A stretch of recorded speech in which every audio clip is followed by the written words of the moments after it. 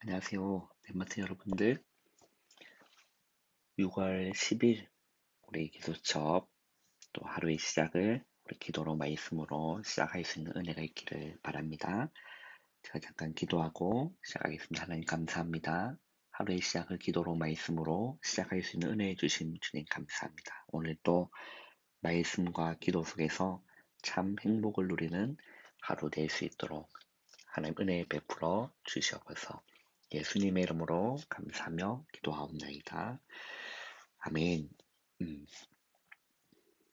오늘 우리 기도 수업 제목을 보시면 불신앙의 소리를 두려워하지 말라라는 제목이 오늘 기도 수업 제목이죠. 그리고 우리 이번에 주셨던 강단 말씀의 제목을 우리 여러분들 기억나시나요?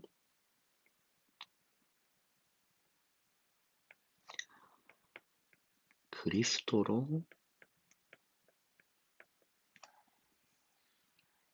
무엇을 해야 되냐면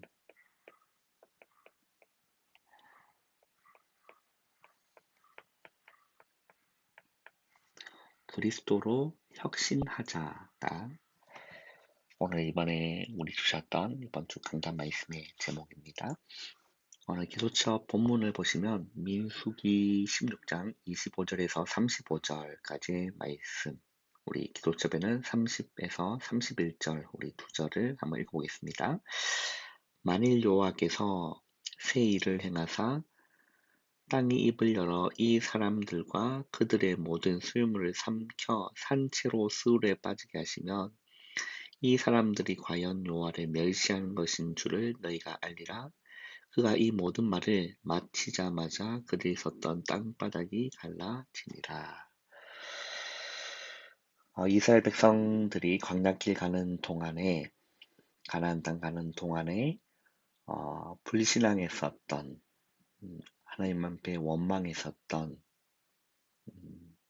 그래 고라 자손 고라에 대한 그런 부분들이 하나님 앞에 죄가 되어서 실제로 땅이 갈라져서 이제 그들을 삼켰던 그 본문의 말씀입니다. 오늘 말씀을 이렇게 보시면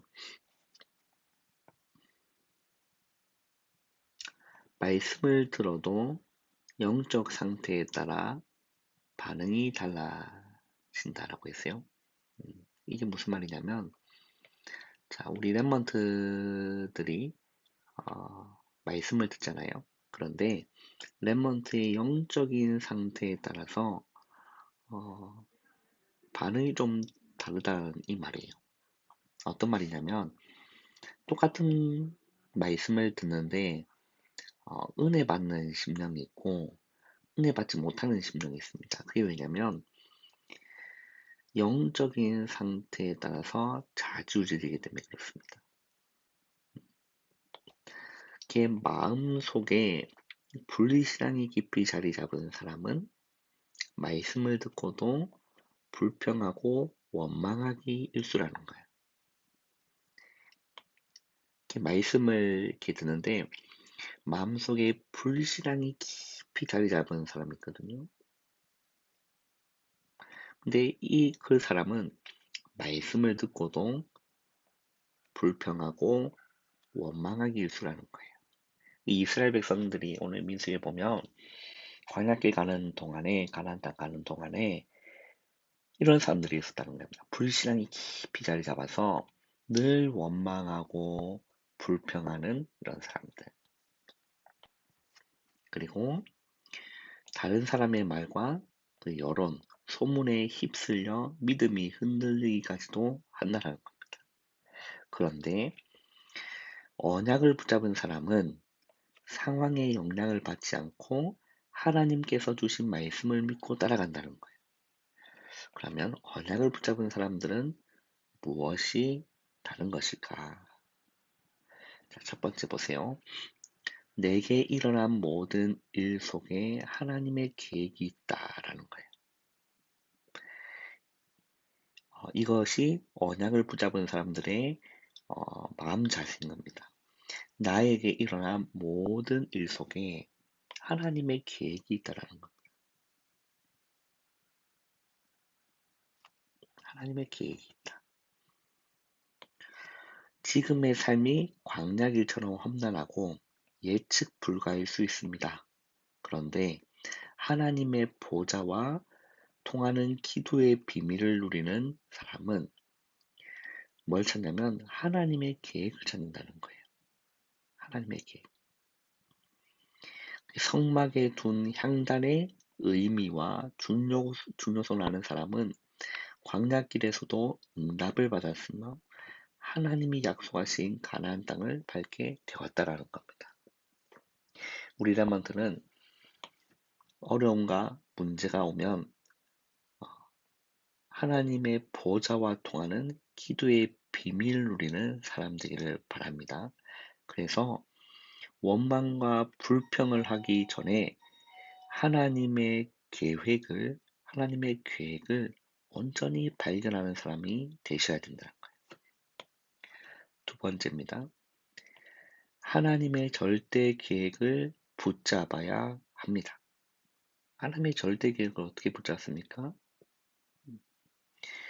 노예 생활을 끝내고 하나님께서 약속하신 가나안 땅으로 가는 것이 하나님의 계획이었기 때문에 유월절을 겪게 하셨고 홍해도 갈라지게 하셨다는 거예요. 하나님께서는 이때 광야길을 통과하며 성막 중심으로 살게 하시면서 언약을 회복시켰다는 겁니다.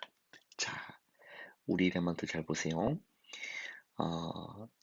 내게 일어난 모든 일 가운데 하나님의 계획이 있다을 믿고 그리고 하나님의 절대 계획을 붙잡아야 돼요.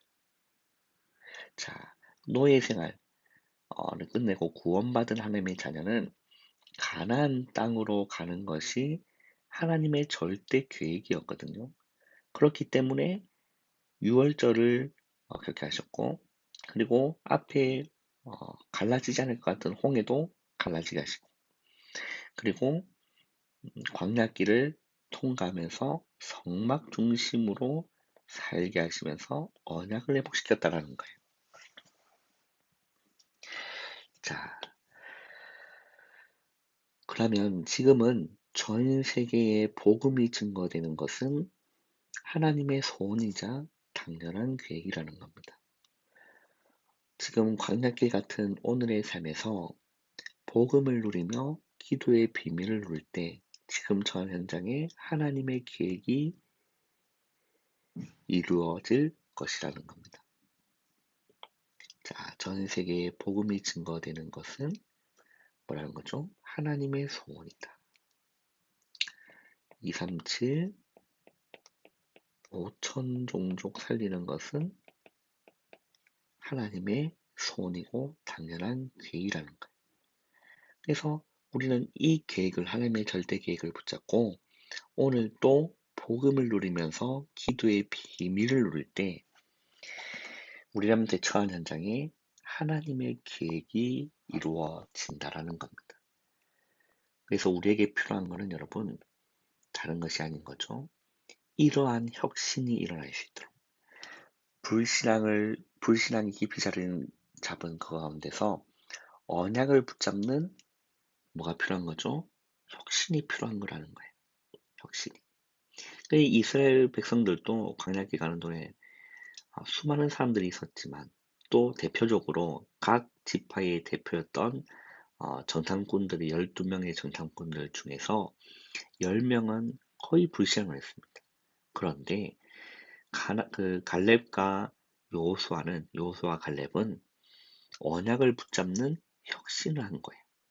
불신앙에서 벗어나고 사람의 말과 여론 소문에 휩쓸려서 흔들리는 자들이 아니라 언약을 붙잡는 혁신이 일어났다는 겁니다. 혁신이. 그래서 여러분 오늘 하루도 우리에게 주셨던 말씀처럼 가장 먼저 중요한 것은